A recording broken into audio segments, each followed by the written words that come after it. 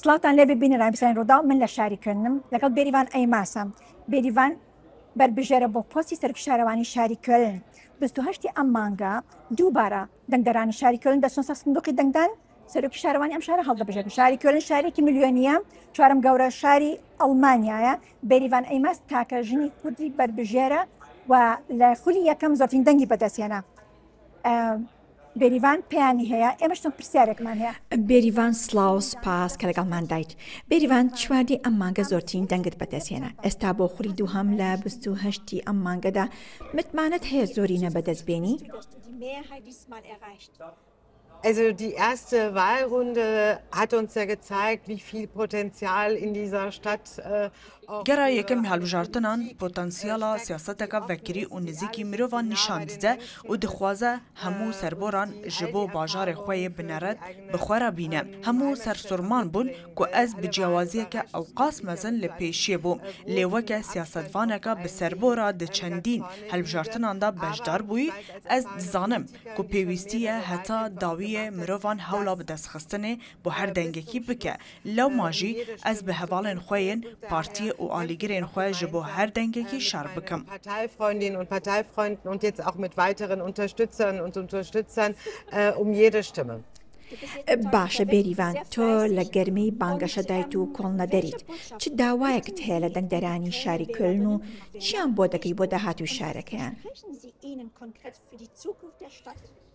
Ich habe in meinem Wahlkampf auch bis zur ersten Runde حتا گەڕا یەکەمی هەڵبژارتنان من هەردەم بابەتên سەرەکەیên vî bajarî kirine rojev weke xanî bi buhayekî guncaw baş bi rêvebirina ve guhastina giştî cihên giştî yên ewle û paqijî û her wiha pirsa kesên alûdebûyî û nexweş bi madeyên hûjber gelo em çawa alîkariya wan bikin za ku bikarin barê cihên xwe yên giştî sivik bikin. Ev hemû babete ji bo xelkî giring in. Min ji konsept jêra çêkirin, ez her wiha baş dizanim ku di demekê de ku tişt gelek tên polarîzekirin, populîzm gelek berçav e. Rewşa cîhanê ji demokrasiyê berev dewletên otokratî ve diçe ku divê demê de mirov ji bo serperiştiya bajarê xwe kesekê dixwazin ya ku piştevaniya pêk ve jiyanê dike û mirovan digehîne hev û ne ji hev dûr bixe. چ داوایەکت لە دەنگدەرانی کورد و نەتەوەکانی دیکە هەیە لە شاری کۆلن؟ شاری کۆلن شارێکی فرەڕەنگ و فرەکولتوریە.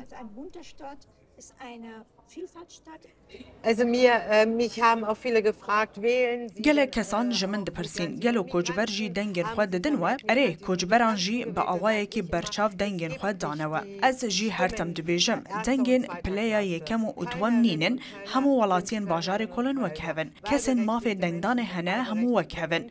Ez dixwazim ku hemû mirovên vî bajarî bi hemû pirengiya xwe bi eslên xwe yên cuda li vî bajarî bi hev re dijîn ku ev hemû mirove hez pê bikin ku siyaseta xwecihî ji wan fêm dike û her wiha mafên xwe yê demokrasî bikarbînin.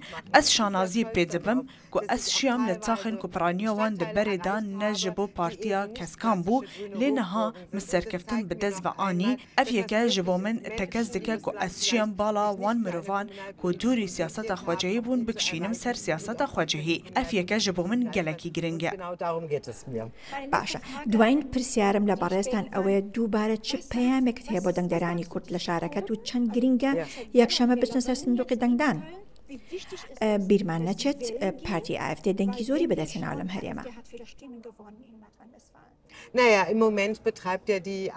هەلبەت پارتیا AfD کەمپینیەکێ لە دژی من ئەنجام دەدە ئەو بانگە وێ دکە ku dengê xwe bidin hevkarê min da ku rêgiriyê li min bikin lê di demokratiyan da wesaye ku mirov dengê xwe dide da ku piştgiriya xwe ji bo tiştekê bîne ziman. Mirov dengê xwe nade ku rêgiriyê li kesekî bike. Dijî wê pêwîstiya me bi helwêst û hev girtineke ron heye.